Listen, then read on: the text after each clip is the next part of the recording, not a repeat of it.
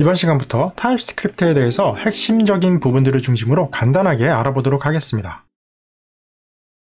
타입스크립트는 자바스크립트와 완전히 다른 새로운 언어가 아닙니다. 기본적인 기능들은 자바스크립트와 같지만 자바스크립트에서 커버하지 못하는 기능을 추가한 확장팩에 가까운 언어라고 생각하면 되겠습니다.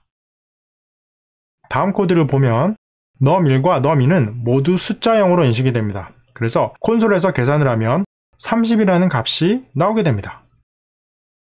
또 다음의 경우에는 텍스트는 문자값을 초유값으로 넣어주었기 때문에 문자형 타입으로 인식이 되고 이 둘을 더하게 되면 10test라는 결과가 얻게 됩니다. 여기서 알 수 있듯이 자바스크립트는 타입을 특정하지 않아도 동적으로 타입이 지정되는 방식의 언어입니다. 그렇다면 왜 이런 타입 형식이 필요한 걸까요? 자, 다음 함수를 한번 보겠습니다. testType이라는 함수는 파람이라는 매개 변수를 갖고 전달된 파람은 라운드를 이용해서 반올림 계산이 진행됩니다. 참고로 이 라운드는 숫자형 타입에만 적용되는 기능입니다. 하지만 누군가가 testType 함수에 인자로 문자를 넣어서 호출하게 되면 오류가 발생하게 됩니다. 문제는 이 오류가 코드를 실행해야 나타난다는 것입니다. 반면에 타입스크립트를 보겠습니다. 타입스크립트의 경우에는 매개 변수 파람을 넘버 타입으로 지정할 수 있습니다. 그리고 호출 시 문자를 넣어서 호출하게 되면 코드를 작성할 때 바로 오류가 표시됩니다. 즉 코드를 서버 등에 올리기 전에 개발 단계에서 바로바로 이런 오류들을 파악할 수 있다는 것입니다. 자, 방금 전에 설명한 내용을 비주얼 스튜디오 코드에서 한번 또 확인해 보겠습니다. 우선 자바스크립트 환경에서 typeTest라는 이 함수를 호출할 텐데 이때 여기에 이제 전달인자로 문자형 값을 한번 넣어 보겠습니다. 자, 이렇게 문자형 값을 넣더라도 에디터 상에서는 아무런 오류가 나타나지 않습니다. 실제로 이것을 실행시키면은 당연히 오류가 발생할 거고요. 그리고 다시 이어서 타입스크립트에서 한번 보면은 typetest2라는 어떤 함수에다가 조금 전에 설명한 것처럼 이쪽에다가 문자형 값을 넣으면은 보시는 것처럼 바로 지금 오류가 표시되는 것을 볼 수가 있습니다.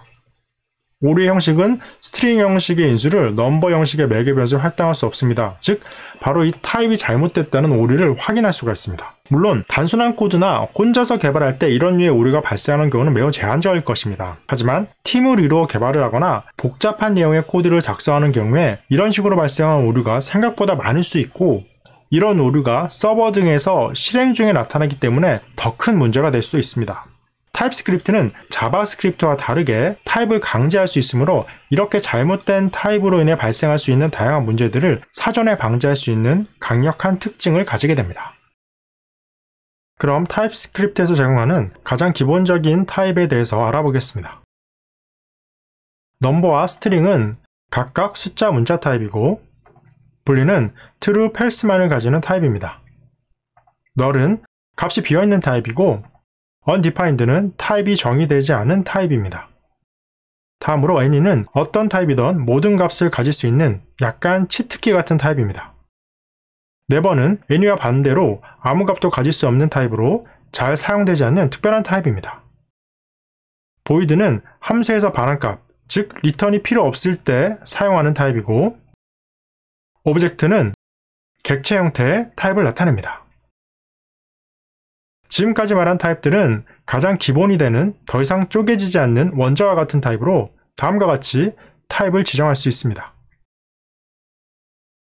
하지만 이렇게 단순하게 타입을 지정하는 경우도 있지만 이런 타입들을 조합해서 객체 형태로 좀 더 복합적인 형태의 타입을 만들 수도 있습니다. 그럼 복합적인 형태의 타입을 지정하는 방법을 알아보겠습니다.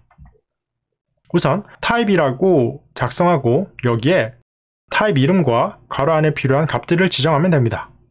그리고 다음과 같이 변수 등의 뒤에 콜론을 이용해서 만들어진 타입을 설정하면 되겠습니다. 다음으로 유니온이라는 것을 알아보겠습니다. 지금까지는 하나의 변수에 하나의 타입이 지정되었습니다. 하지만 필요에 따라서 여러 가지 타입이 선택적으로 사용될 경우가 있습니다. 이럴 때 사용하는 것이 바로 유니온입니다. 이 유니온의 사용 방법은 버티컬 바를 이용해 두 가지 이상의 타입들을 표기하면 됩니다. 예제의 경우 테스트 변수는 넘버 또는 스트링 타입 중 하나에 해당하는 타입 값을 가질 수 있습니다. 또 다음에 fn이라는 함수의 매개 변수 파란과 같이 student 또는 worker라는 값 중에서 하나의 타입을 가지게 설정할 수도 있습니다. 즉 단순 원자 타입 말고 사용자가 만든 타입 역시도 유니온을 이용해서 여러 타입 중 하나를 갖게 할 수도 있다는 것입니다. 타입을 지정하는 방법 중에는 인터페이스라는 것도 있습니다. 사용 방법은 다음과 같이 타입 대신에 인터페이스로 값을 지정하면 됩니다. 이 인터페이스는 타입과 비슷하지만 타입과 다르게 속성의 확장이 가능합니다. 그럼 인터페이스를 확장하는 방법을 알아보겠습니다. 인터페이스 확장에는 extend라는 것을 이용하면 됩니다. 예제의 경우 student, worker 모두 person 타입을 extend로 해서 받고 각각 major, 스킬을 갖는 새로운 타입으로 만들어지게 되는 것을 볼 수가 있습니다. 즉 student와 worker 모두 name과 age를 기본으로 갖되 여기에 student는 major, worker는 스킬을 추가로 갖는 형태가 되는 것입니다. 참고로 extend는 하나의 타입이 아닌 여러 타입을 extend에서 받아올 수도 있습니다. 또 인터페이스를 정의할 때 타입과 함께 사용하는 것도 가능합니다. 여기서 person는 타입으로 정의했고 인터페이스로 정의한 student와 worker는 타입으로 정의한 person을 가져와서 사용할 수도 있는 것을 볼 수가 있습니다. 이번에는 함수에서 타입을 지정하는 방법을 알아보겠습니다. 함수에서는 우선 매개 변수의 지정에 타입을 정의할 수 있습니다. 예제로 보면 sum 함수는 num1, num2의 매개 변수를 갖게 됩니다. 그리고 이 두 값 모두 넘버 형태의 타입을 갖도록 설정한 것을 볼 수가 있습니다. 여기에 리턴되는 값 역시도 넘버로 준 것을 확인할 수가 있습니다. 함수도 이런 식으로 매개 변수 그리고 리턴 값에 대한 타입을 지정할 수가 있습니다. 참고로 리턴 값을 void 타입으로 지정하게 되면 다음과 같이 리턴이 아닌 형태로 처리할 때 사용되는 값이 됩니다. 주로 콘솔 로그와 같이 리턴이 필요 없는 경우나 다른 함수를 호출하는 경우는 이처럼 void 타입을 지정하면 되겠습니다. 이것으로 타입스크립트의 가장 기본적인 기능인 타입과 타입 정의에 관한 내용을 알아봤습니다. 기본적으로 타입을 만들고 타입을 적용하는 방법을 꼭 기억하시기 바랍니다. 다음 시간에는 이어서 타입스크립트의 추가 기능을 알아보도록 하겠습니다.